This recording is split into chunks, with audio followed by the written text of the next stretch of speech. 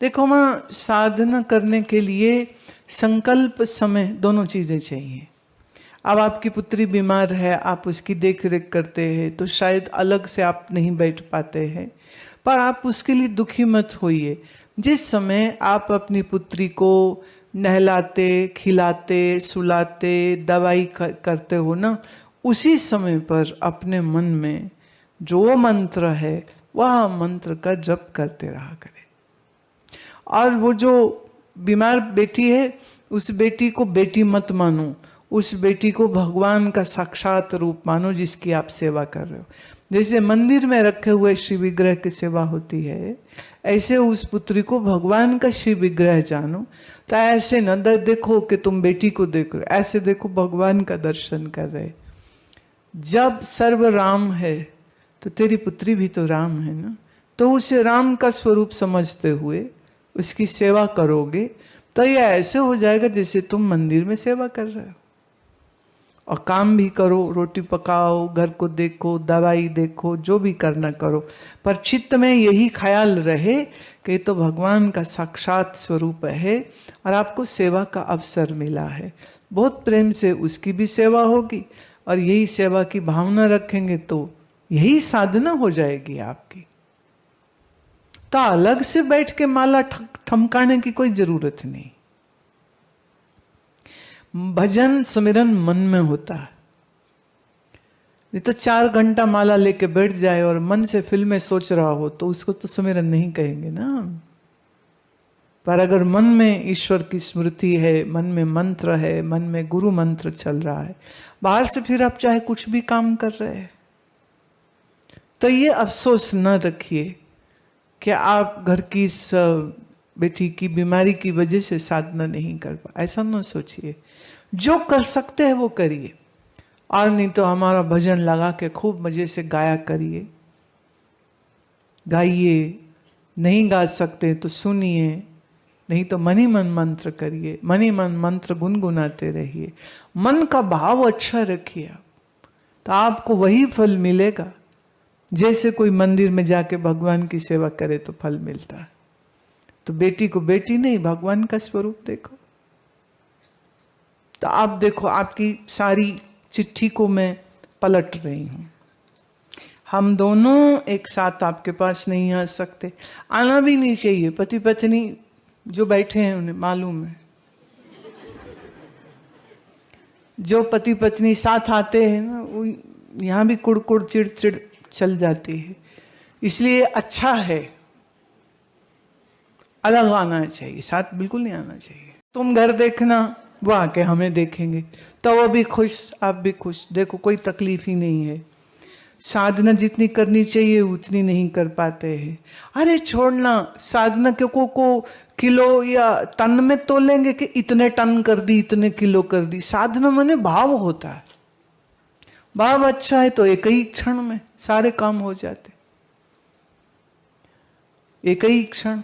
आप कहते यही बात का दुख है, आप जैसे सदगुरु पाके भी हम बेटी को दर्शन को नहीं ला पाते हैं।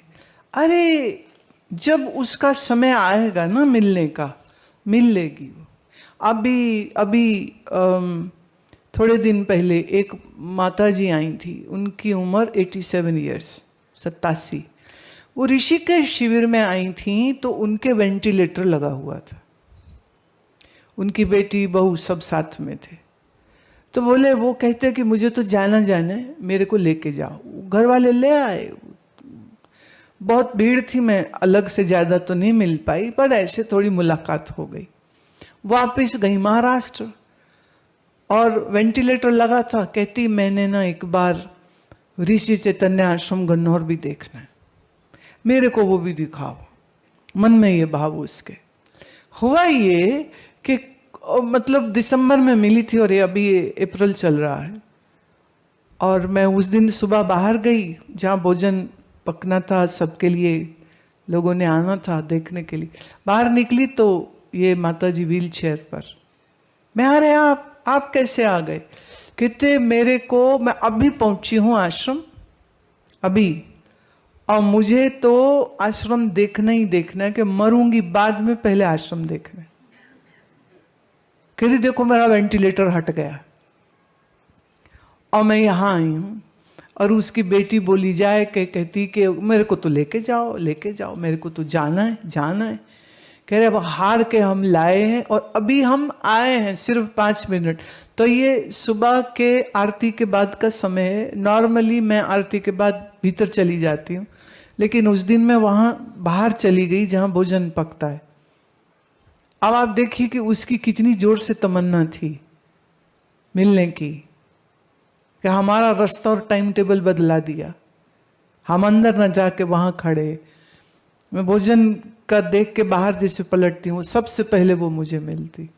अब बातचीत हुई, बोले आपको मिलना था और देखो मैं यहां आ गई हूं। मैं तो बड़ी खुशी की बात। फिर आश्रम के किसी सेवक की ड्यूटी लगाई कि ये नहा धो लें, खा पी लें, तो इनको पूरा आश्रम दिखाओ। और फिर वो 2 दिन और रही यहाँ पर। और फिर तो वो व्हील चेयर छोड़ के यहाँ कुर्सी तक आके बैठ गई है। शाम के सत्संग में शामिल हुई है, कार्यक्रम में शामिल हुई है और हंसती गाती वापस चली गई। तो देखो प्रभु की लीला न्यारी। और वेंटिलेटर पे पड़े बंदे तो राम नाम सत्य होते, यहां वेंटिलेटर उतर गया। जो भी उसका प्रारब्ध होगा ना, वेंटिलेटर सपोर्ट सिस्टम था उसके ब्रीदिंग के लिए क्या। और 87 साल की उम्र है, कोई जवान नहीं है। अब बोलो डॉक्टर ने तो सोच दिया होगा माता जी तो जाएगी। अब माता जी निकली ढीठ, वह हम न जाते, हम तो यही हैं। इसको कहती हूं संकल्प का बल। आप सच्चे मन से संकल्प करो तो वो पूरा ना हो ऐसा हो नहीं सकता। इसलिए ऐसा कभी नहीं सोचना चाहिए अरे ये नहीं हुआ, अरे वो नहीं हुआ, ये नहीं मिला, वो नहीं मिला, हमारी बेटी बीमार क्यों होगी। ऐसा नहीं सोचते। जो है उसमें भी एकदम पूरा उत्साह से दुर्गा रूप बना करके रखने चाहिए, है ना।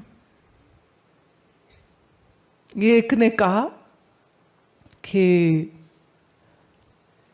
किसी ने कहा कि अरे तुम्हारा धर्म क्या है बताओ, तुम क्या एक औरत को पूजते रहते हो। बोलने वाले ने बोला, दुर्गा को बोला औरत को पूजते रहते हो। कोई बात नहीं। कहते ये जो औरत सी तुमको दिखती है ना, ये किसकी सवारी करती है? शेर की, है ना। तो क्या मतलब हुआ? शेर मतलब साहस, शौर्य, वीरता, तेज। तो साहस, शौर्य, तेज के ऊपर कौन सवारी करती है? मां भवानी खुद करती है ना सवारी।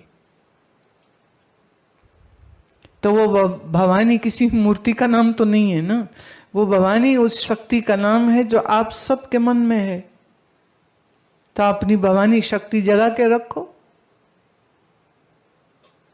तो भाई सिंह सवार रहोगे ना, साहसी, शौर्य, वीरता वाले तुम रहोगे।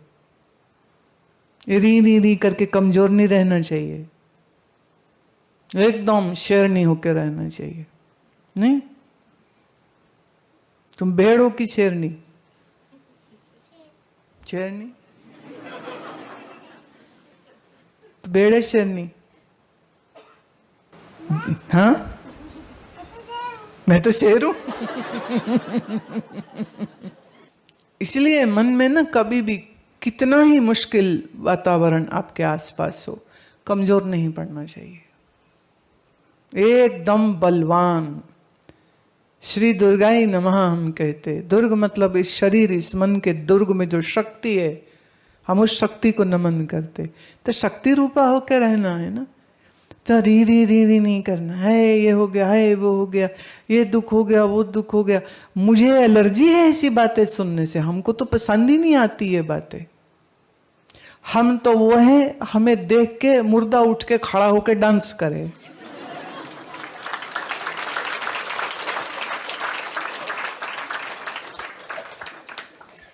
है ना। तो रोगी, शोकी, दुखी होकर क्यों जीना।